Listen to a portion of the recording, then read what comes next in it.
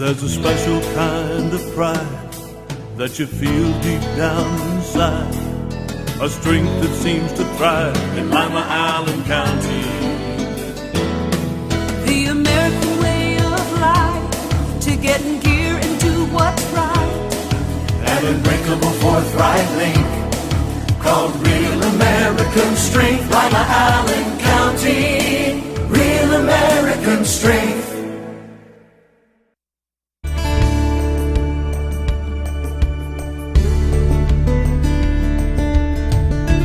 Keeping you up to date with what's happening in your community.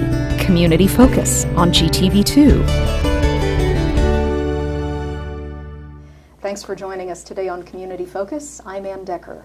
The Lima Parks and Recreation Department's basketball league has just finished up. Rick Stolley is in the studio today, and he's going to give us the results. Hey, we had a great tournament, a great season. It started back in December, and we had some issues with the weather this winter, a couple cancellations, you know.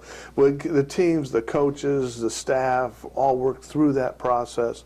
We went through the tournament, which started 2 weeks ago, and yesterday we crowned two champions. One in the girls, the Lima Sparks girls team finished champions. The Shawnee Braves were the runner-up.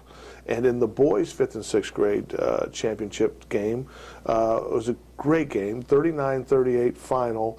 The Elida Tar Heels over the Lima Rockets. Quite a contest, quite a season. And I really want to thank the coaches and the parents and the staff and of course, you know, the whole league, the entities that work so hard to bring that together.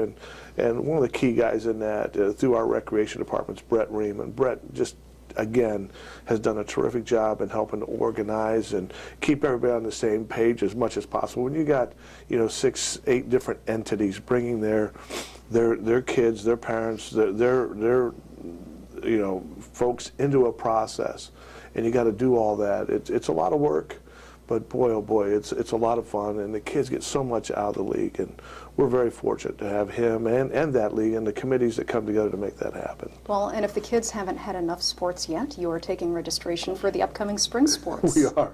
That'll start next week with the forms going out. We've got those all put together, and we'll be visiting the schools and the different folks in the WOBL, the Western Ohio Baseball League. We'll be getting that information. We've had some of our winter meetings already, and then we're going to go full blow into the schools with the registration forms, and the different schools will have them at different times, but for us in the city schools of Lima, those forms will be going out next week, and we'll have a registration deadline put in there, and then we'll get all that information back, get all those forms back, and then we'll start dividing the teams up, and they'll start practicing in April, and usually that first week in May, with the weather cooperate. Yes, we'll be on the diamonds with play, and that wraps up right around the 4th of July. So it's out of one season, a little bit of prep with the kids and the forms and everything, and then get right into the next one the first part of May. So what ages of kids are you looking for? Again, that's for baseball and softball, grades 3 and 4, and then 5 and 6. We've just started our web page, or not our web page, our Facebook page. So there'll be more information on our Facebook page. Just like us there, or go catch our website under the Recreation Department of the City of Lima, or they can come in and sign up at 900 South Collett. We're open from 8 to 5 Monday through Friday. So and then of course the registrations will be coming home with the kids, you know, at school. So there's really no excuse for you not to be able to get this information, and we encourage you to do it early, because, you know, we all have a little procrastination in us and wait till the last minute, and then, oh, I forgot I need to do that, and then struggling around to get everything done. But, you know, we try to give as much notice as possible. We usually do a 2-week, a little bit more than that notice for people to get signed up and get the information out. So now's the time to start paying attention for baseball and softball signups if you're in the WOBL, in the City School League, to help make that happen. How did the Ball Diamonds fare over the winter? You know, they froze up about like everyone else. They held the snow very well this year. It was really kind of nice. But we're starting to get out and look at them as the weather breaks here. We did get some of our top dressing and infield material down last fall, Already? which we did last fall, Okay. to let it settle over the winter. So really the snow kind of, and the winter we had, just a matter of how quickly the ground thaws and then the winds kick up, and we'll see how the rest of the spring shapes out. But I think we're going to be in good shape if we can get through a fairly dry spring. We don't want it to be too dry, obviously, for the farmers, but it's got to be dry enough for those to firm up and get them out and get them prepped and There's got to be a ready nice go. middle ground at some There is. point. There's got to be, yeah. So we'll get there. We'll get there. Sports isn't the only thing you're involved in. If people are interested in saving energy, there is a Wow. new Energy Savers program from AEP. We just got underway at the end of January, so we're about into it for a month now. And the AEP Energy Challenge that's out there, we're partnering with AEP, the City of Lima. And if you're a resident in the City of Lima, you can help us redo the lighting at Simmons Field. And the process is this, that you could go online at EnergySavers2014.com. And there's a list of ways that you can help out, and we can help you out. And it's all through AEP's educational process of getting people to understand you can save money on Energy Star appliances if you're out purchasing those. And what you can do is get a rebate when you buy that piece of that appliance. You can also get a rebate when you turn in or recycle your old one. So there's $50 for the rebate when you purchase an Energy Star from AEP product. You get another $50 if you recycle. So there's $100 into your pocket. Plus they're going to show you ways to save energy in your home or your business. So we are working with a terrific group of partners in making this happen. We have the Chamber involved. We have, of course, the City of Lima, the Allen Economic Development Group, LACNIP, through their neighborhood associations, going out and visiting with people and sharing this information. LACA is a big part of what we're trying to get done as well. And then we went out to some of the retailers here in the Lima community and asked them to push it as well. So when people come into their stores, hey, do you know if you do this, and then you can help the City of Lima with incentive dollars from AEP to relight or to relamp Simmons Field, which is home of the Locos. Lima Legion plays games there. Lima City Schools, Lima Central Catholic plays a certain amount of games there as well. So with that being said, this is Lima's chance to, if you're a resident of City of Lima, you can help us, through that website. And it's not just purchasing any piece of equipment or an appliance, or it's also you can go online and do an in-home audit by answering a set of questions. Then AEP will send you some information on how you can save money. You can also go online and schedule someone to come out and visit with you in your home and walk through your house, say, hey, this will help you save. You might want to do this, give you some suggestions, and helping to cut those energy bills, bring them down. We're all thinking about how cold it is, but it won't be long we would say how warm it is, and the use of the air conditioners and so forth, where we burn up just as much energy. So that there is a cost in that one. I think it's $25 to have someone come out, but you can save that over time. Get that money back. You can also go online and take the energy pledge, and for every 20 people that do that, we get a point. Our goal is to get to 750 participants in this process between now and the 30th of June, and when that happens, we will earn incentive dollars towards the project at Simmons Field. So we again invite you to go online to EnergySavers2014.com. If you've got any questions with that, give us a call. But each one of those other processes I talked about was a point. But if you just go on and take the pledge, I'm going to do this, I'm looking to do that to help save energy in my home or my business, then we can. And for every 20 of those folks, we'll get a point. So we're encouraging people to participate. I mean, you can't sit back and say, oh, yeah, that's a great idea to put new lights at Simmons Field, but how can I help? It's pretty easy. It takes a few minutes. You can do it from your living room. Yes, you can, and if you go out, you start getting some of our tax refund dollars. You're thinking about buying that new refrigerator. here's a chance for you to put money in your pocket. And the local appliance stores are on board with this. And so if you want to get that extra 50 for recycling your old appliance, you can do that as well. So it's a win-win-win. I mean, we can really generate some serious dollars for you and the consumer, and for the city and the community with that project at Simmons Field. So a lot going on, and really appreciate the opportunity to come in and talk about that. We're glad to have you. Rick, give us your phone number if people do have questions. 419-221-5195 at the office. Again, Monday through Friday, 8 a.m. to 5 p.m. So get involved, Lima. This is really a great opportunity to step up, and with all the things that we offer. But this special energy project is only going to go on till June 30th. Okay, appreciate you coming in today. Thank you, Ann. You're welcome. Rick Stolle from Lima's Parks Department. When we come back, we'll get an update on the spring severe weather right after this on GTV2. We're not doing well, Allen County. Almost 70% of our adults are overweight. And close to 40% of our children. We eat the wrong foods. We smoke too much. We don't exercise nearly enough. We can do better. We can do better. We can do better. Activate Allen County is working with schools, churches, businesses, and local government to influence policies that will help us all do better. We can do better.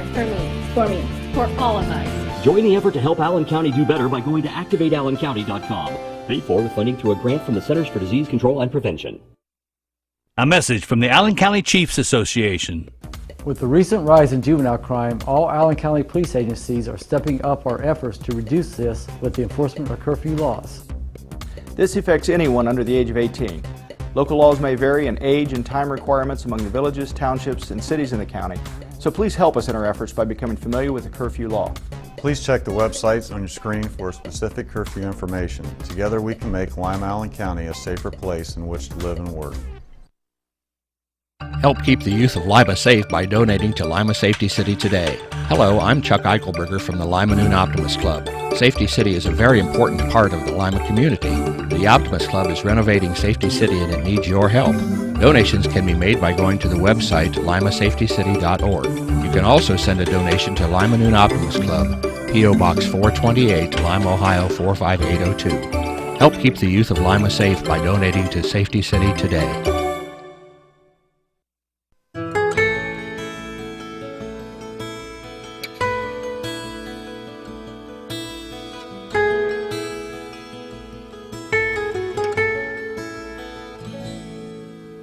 Some things just naturally go together.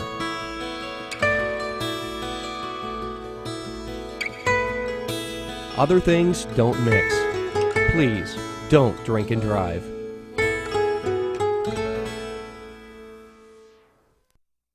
We're back on Community Focus. I'm Ann Decker.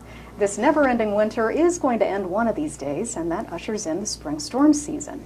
Here in the studio today is Russ Decker. He is the Director of Homeland Security and Emergency Management, and you have storm spotter training coming up. We do. Monday night, March 10th, 6:30 p.m. at the Civic Center.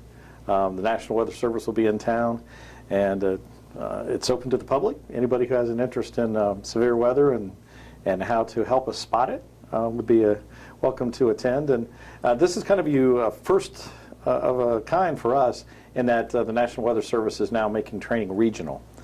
Because of budget cutbacks, they can't afford to go to every county. So we will actually be hosting the training for not only Allen County storm spotters, but Van Wert County, Paulding County, and Putnam County as well. Oh, so you'll have a big group. We're expecting a couple hundred folks. Yeah. So what's the class like? The class lasts about 90 minutes, and it's a lot of video and photos, so that people know the difference, for instance, between a scud cloud and a wall cloud, because a lot of times people will think they're seeing a tornado, and in fact what they're seeing might be a water spout or something else.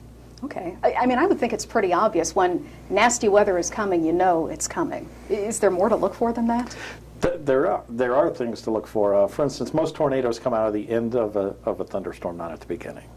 We're looking for things called a wall cloud, which is a big, ominous-looking thing, and the tornadoes typically come out of the back of that. And the most important thing we're looking for is rotation. So a lot of times people will see something come down or kind of look like a pointy. V, and it'll look like a tornado. In fact, that might be a rain spout. It might just be a lot of moisture dropping out of a storm. And if you look closely at it, you don't notice any rotation.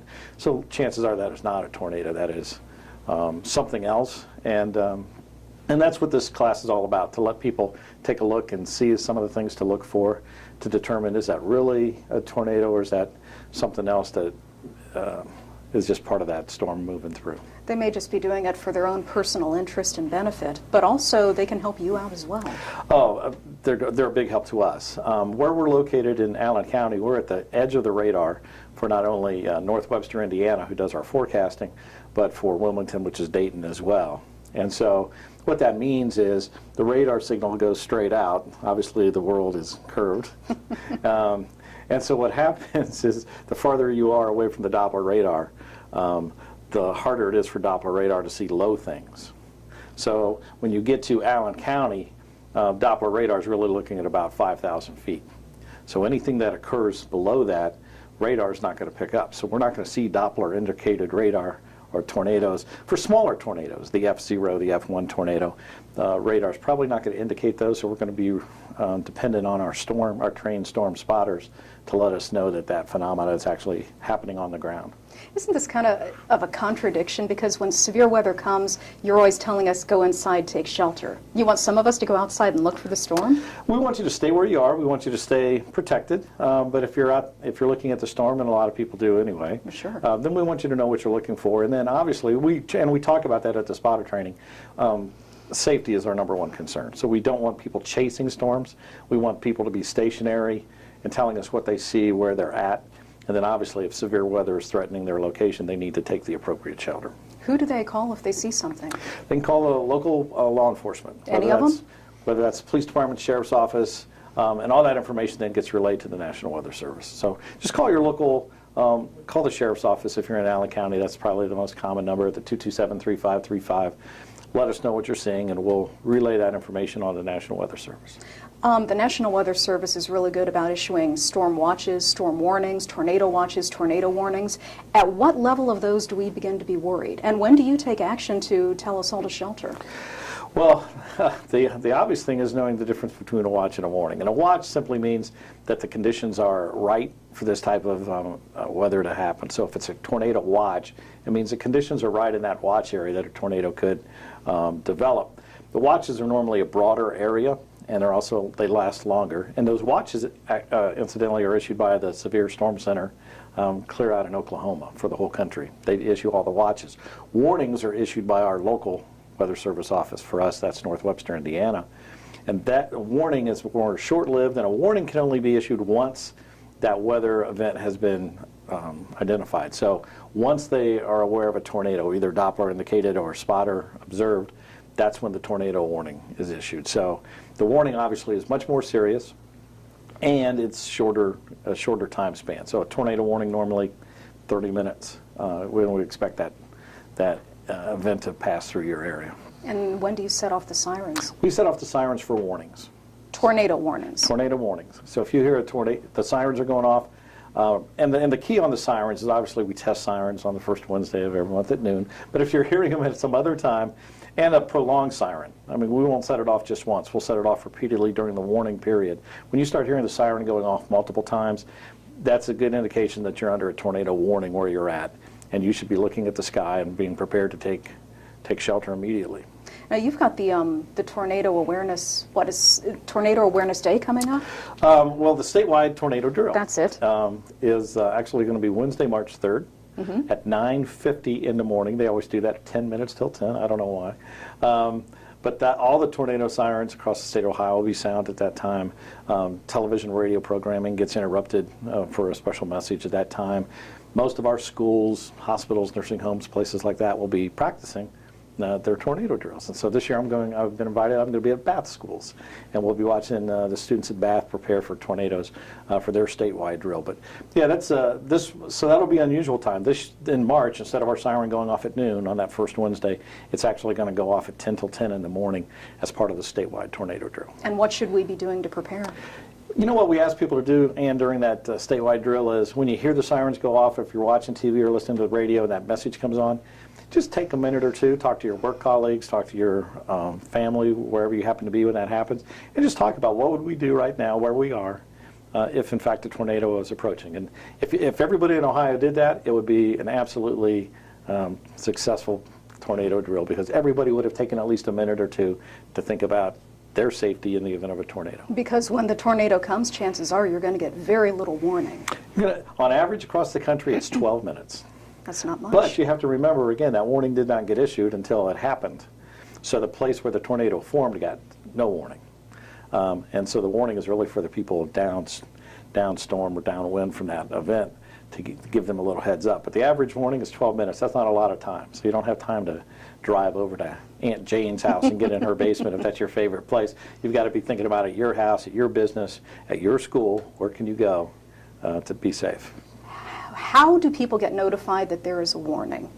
Should we have a weather radio at home? Weather radios are the absolute best tool. They're $30 or $40. You can get them at almost any retail store. And they are your best source of alert. And especially today's weather radios, because you can program it to only give you information for the counties you're interested in. And so if you only want to know about Allen County, that's the only time your radio is going to go on. And it'll wake you at 3 o'clock in the morning with this beeping sound, and then it will give you the message. And that is the best way. And they have battery backup, so you can plug it in, and so if the power goes off, your weather radio is still working for you. And we strongly encourage folks. It's one of the best investments you can make for your family. It's right up there with smoke detectors and carbon monoxide detectors. Well, and not just for the tornado warnings, but you have a great Twitter feed, so if anybody is interested in any emergency information, they can get it from you. Yeah, social media, we found that in this winter season, been tremendous. We're reaching 3,000 or 4,000 people on Facebook. We've got a couple thousand followers on Twitter. Great place to get information. Although I would tell you it's not the greatest place to get emergency information, because Twitter, Facebook, we have no control over their technology. So we can put a tweet out, and it'll be the next tweet to go out through their system. But in bad weather, we find that a lot of people are on Twitter and a lot of people are on Facebook, so it may delay the time it takes for you to get that message. So again, the weather radio, listening to local media, and paying attention if you're outside of those warning sirens, best protection you can take. Great. If people want any more information, how do they get in touch with you? They can call our office, 419-993-1404, or go to our website, which is allen-ema.com. Great. Appreciate you coming in today. Thanks, Glad. You're Glad welcome. to be here. Russ Decker from the Allen County Office of Homeland Security and Emergency Management. I'm Ann Decker, and this is Community Focus on GTV2.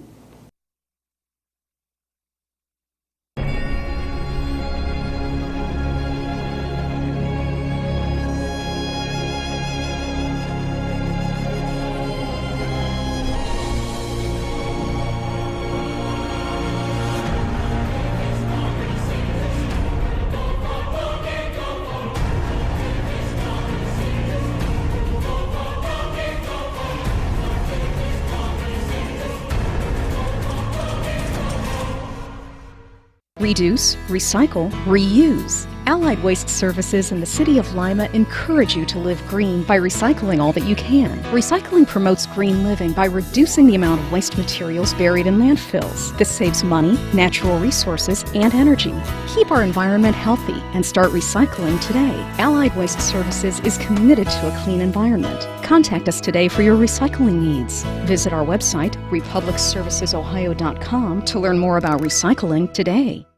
Did you know that if you have information about someone who's committed a crime or know of someone who is wanted by any law enforcement agency, you can call Crime Stoppers and possibly be eligible for a cash reward of up to $1,000. All callers remain anonymous. Make the call that pays. Call Crime Stoppers at 419-229-STOP. Crime Stoppers! Crime Stoppers! Make the call and pays! Crime Stoppers!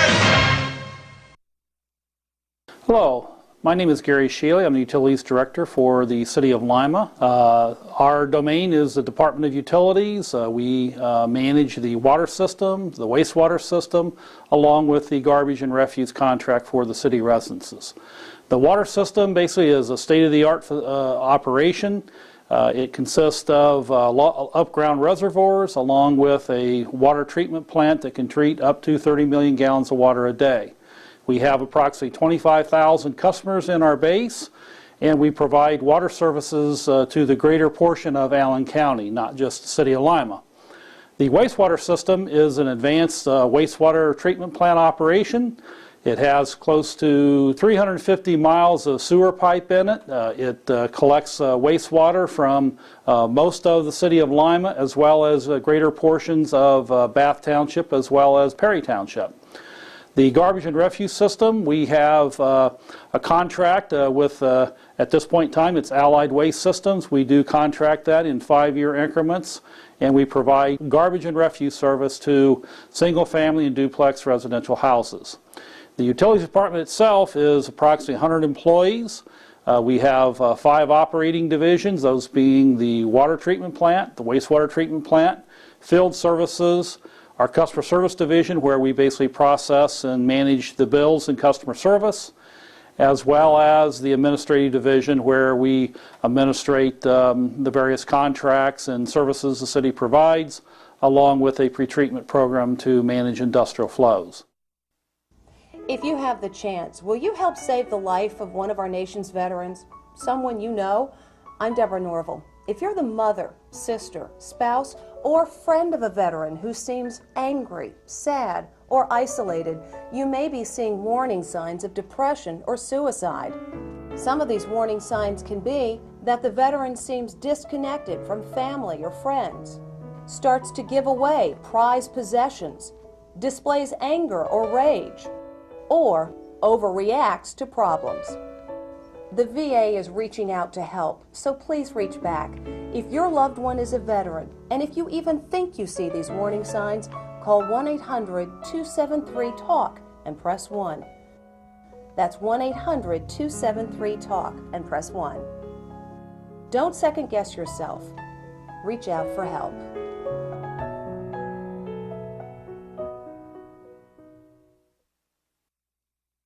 Good morning. It's 8:07 News Talk 1150 WIMA. Tuesday morning at this time, we always talk with representatives of the city of Lima, and we are certainly pleased to welcome Lima Mayor Dave Berger in studio with us. Good morning, Mayor. Good morning, Mike. Great to be here. All right, we're glad you're with us, and well, let's get right to it. All kinds of things happening with the city. Certainly this time of year, we're lucky that the overnight snow was, as we have termed it, just a little bit of a dusting, and that's it. It's going to be a pretty day the next few days, but nice and cold. Huh? I think we're going to continue to see frigid temperatures, and as a result, we'll continue to have a variety of issues to contend with. First of all, there remains a good layer of snow in a variety of locations, including in our streets. So we're asking a variety of property owners who have pushed snow into right-of-ways to work on getting rid of that. Mm-hmm. We also continue to have sidewalks that are covered, and we're continuing to ask property owners to remove that. So those kinds of challenges remain. Plus, as the frigid temperatures continue, it drives the frost line deeper into the ground, mm-hmm. which is continuing to cause havoc with our water lines. We're really on a record pace for the number of broken water mains. I've noticed that on certain thoroughfares where it looked like large numbers of personnel were attacking some water line issues around the city. They're major breaks, and they require enormous amount of resource in terms of the number of men, the trucks, the time.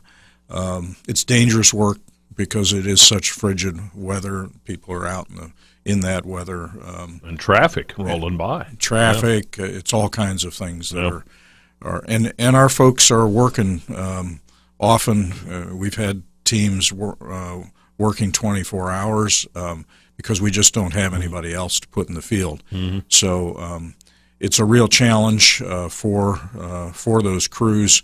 And we are asking for the public's patience as we get to those issues.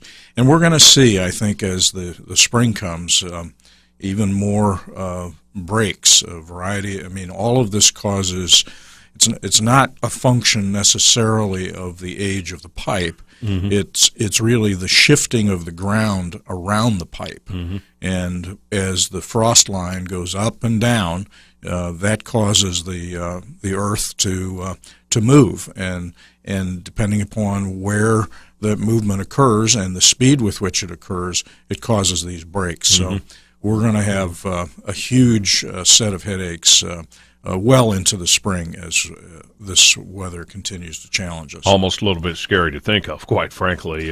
Well, it really is wearing out our crews. Right. I mean, they're just completely it's a very vigorous set of physical labor tasks, and it takes real training. So we can't just bring new people in and expect them to do these jobs. It's it's a trained set of positions to not only dig properly, but then to heal these breaks and to band them in appropriate ways. So they're all doing their jobs well, but they're worn out and tired. Right.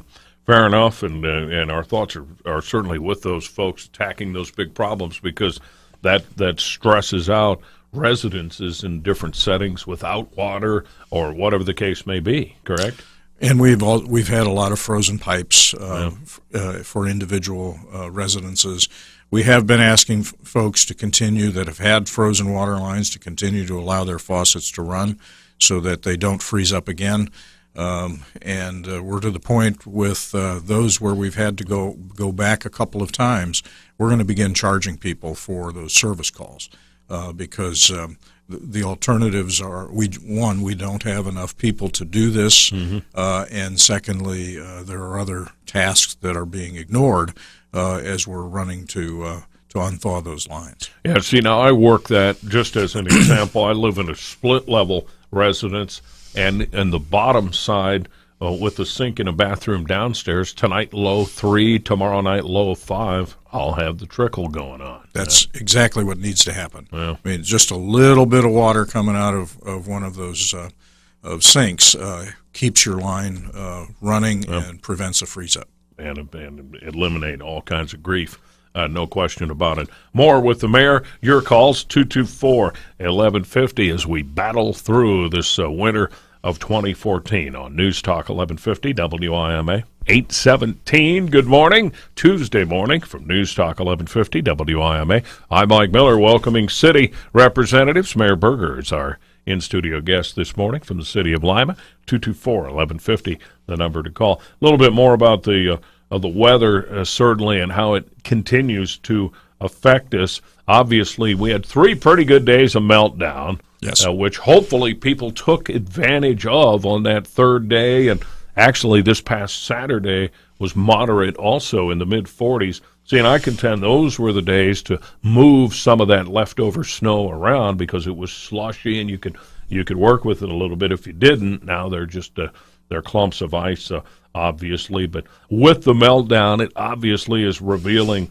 potholes in different settings and different streets. And, you know, the people wonder, Mayor, why those aren't just fixed in one day. And, of course, there's good reason why they can't be fixed in one day, huh? Maybe 2. Well, it's first of all, they're everywhere. So as I joke sometimes, we plant pothole seeds in the fall, and then they all burst at the same time this time of year. Late winter. Yeah. But actually, it is all driven by the freezing and thawing cycles. So when we go into and out of these temperature changes, it causes all of that to the moisture that has sunk into the asphalt has, in fact, then once it freezes, it just bursts that gravel and overcomes the bonds among that have been held there by the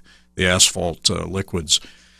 So what we do this time of year, because the asphalt plant is operated by a private company, which does not operate this time of year. Okay. So we do not have the repair material available to us until the spring arrives. All right.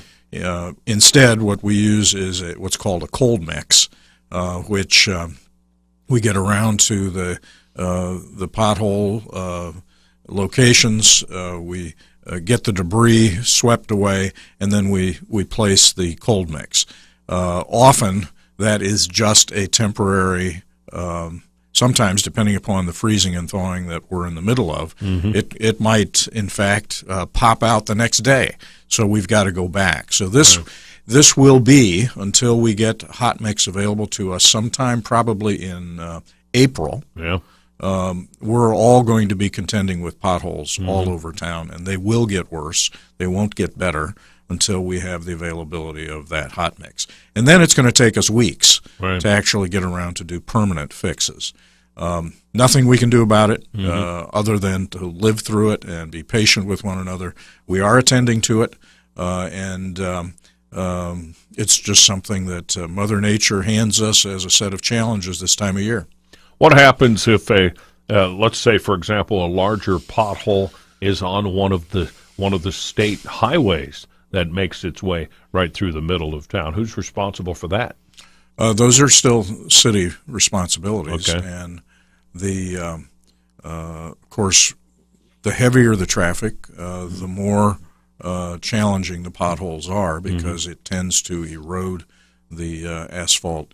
These heavy trucks that come through, if there's any kind of looseness, anything that's on the verge, those heavy loads tend to dislocate that and make it worse. They rip them out. That's correct. Yeah. No question about it. So there are all of those forces certainly at this point in time, and I think for the general public's purposes, it is really essential this time of the year to drive carefully. We are not going to be sympathetic with folks who, in fact, drive into potholes and then claim that the city's at fault. The city's not at fault. This is something Mother Nature produces. We're going to manage and deal with, but it really is up to the drivers to be as careful and as cautious as possible. And if they hit a pothole, that's their responsibility. We are doing all that we can to both, as I just described, use a cold mix for temporary repairs until the hot mix is available to us in April. yeah, no question about it. I kind of preach that also. Just slow down a little bit and avoid potholes, quite frankly, because one good one can do a lot of damage to your vehicle, but if you're not racing around, you can actually see most of them. That's correct. Right? So, 8:22 News Talk 1150 WIMA. Final few minutes with Mayor Berger with us this morning. Mayor, last week we were talking about public hearings, and there was a public hearing for the Kibbe Street project. Not certain how well attended that was. It was quite interesting, though, some of the information revealed there on the history of that street and how far back it goes, and its current design goes way, way back. I think maybe that was Kirk Niemeyer was talking about that. But it's exciting to see what's going to happen from Pine to Bell Fountain. Correct. Kibbe Street's going to be virtually rebuilt, isn't it? It will, and it's the first real rebuild for many decades. We've obviously been putting new asphalt over the top when there has been attention paid to that street. But this time we're going to be dealing with the elevation in certain sections. We'll be putting in new curbs and sidewalks along the route. It will provide, I think, a really nice, much like what we did on Elm Street when from Woodlawn to Cable. This will be a truly rejuvenated section. I think it's slightly over a mile in length. It obviously means for all of those property owners next year in 2015 when it's under construction, it'll be a headache. They will have to we're going to, with our contractor and their needs for accessing their property, people are going to have to be patient with one another and manage all of that. It's not easy to do this construction. It's impossible to do it without inconveniencing folks. Look how spectacular Elm Street came out, though, right? I think everybody along Elm Street really appreciates what's occurred. And I think that these major projects, while we do experience some problems during them. I think after we're done, folks really appreciate not only how it looks, but also what it does for their property values long term. Speaking of public hearings, there is one coming up with respect to the ongoing global energy project. When is that, and what's it about? Ohio EPA will be conducting a air permit hearing for the Lima Energy Project on March the 18th at 6:30 in Lima City Council chambers. The discussions between the company and the agency had focused on, do they renew the previous permit or do they file for a new permit? And after those discussions, the company concluded that it was going to be better because the project has really substantially changed from its earlier days when it was focused on making electricity. It's now focused on making liquid fuels, such as gasoline, jet, and diesel fuels.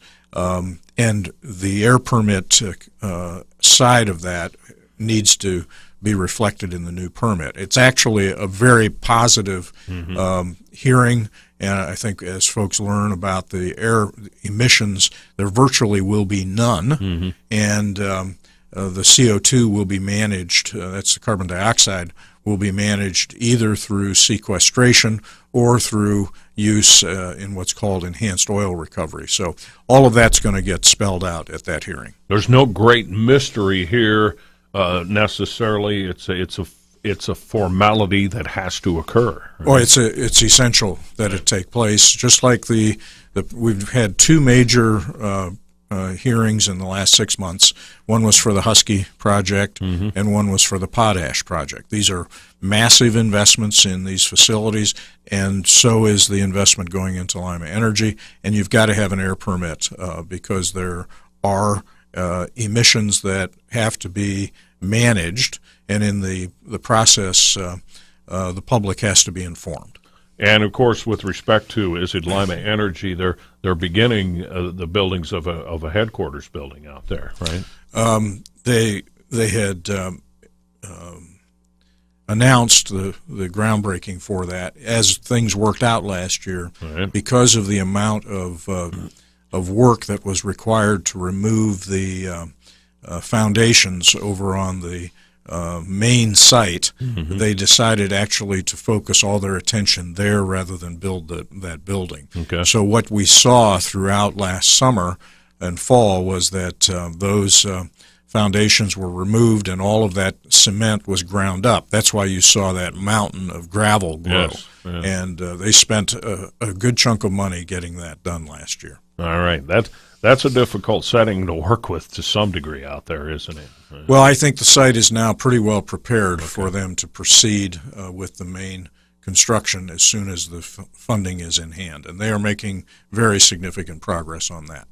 One more time, the date for that hearing is? March 18th at 6:30 in Lima City Council chambers. All right. All kinds of things going on with the city of Lima. And through the course of, about the next 2-week period, there will be thousands of folks coming into Lima for tournament basketball at Lima Senior, and certainly also at Elida in the immediate location, coming from all over the area. And I don't know that it's ever been calculated. I think I've talked with Christine Pleva about that, but that's, to some degree, that's economic development, isn't it?